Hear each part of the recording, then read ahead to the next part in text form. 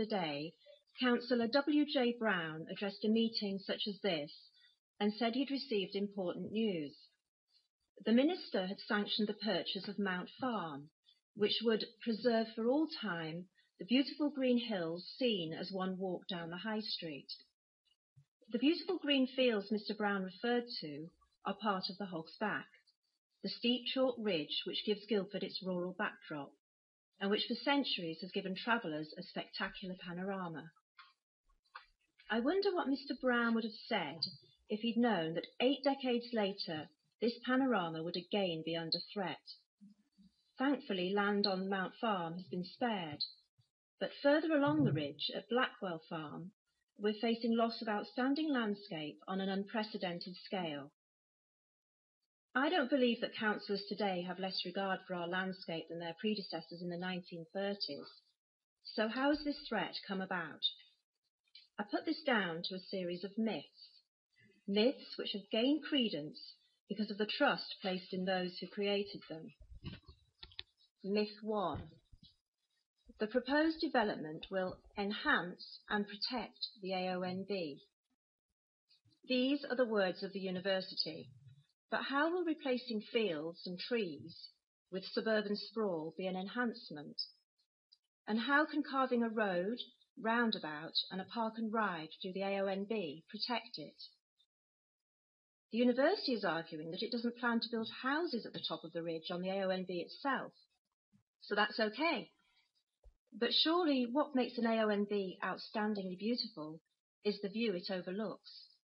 When this has been covered in concrete and tarmac, it won't be beautiful anymore. Myth 2. Blackwell Farm is just a couple of fields tucked away. No one will notice a development here. There seems to be a belief among some of the scheme's supporters that this is a small-scale development. But the land identified by the university covers 240 hectares. This is a vast area, almost double what was put forward in the Issues and Options document. The development forms almost 20% of the footprint of Guildford. Think of the pollution. Think of the impact on public services. Think of the traffic. Myth 3. Blackwell Farm is poor in its ability to fulfil the functions of Greenbelt.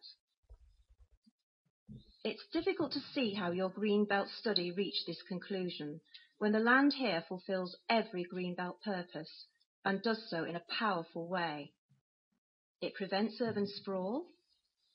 It prevents the villages of Onslow, Park Barn and Wood Street merging together, and ultimately Guildford merging with Aldershot. It protects the countryside from encroachment.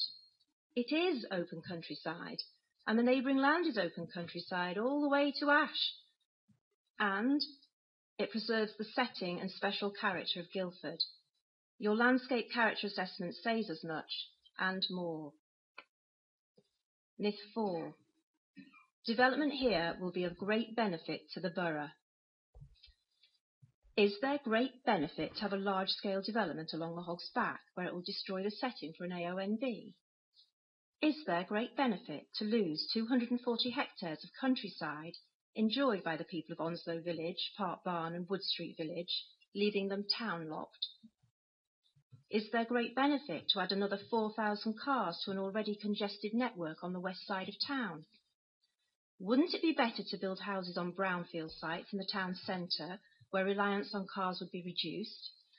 And if the university wants to turn developer, wouldn't it be better to redevelop the 17 hectares of surface level car parks on its land rather than sprawling out on open fields?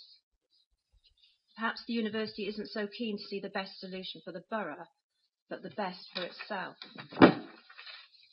Despite the myths, I'm certain that any development on Blackwell Farm will not be good for Guildford.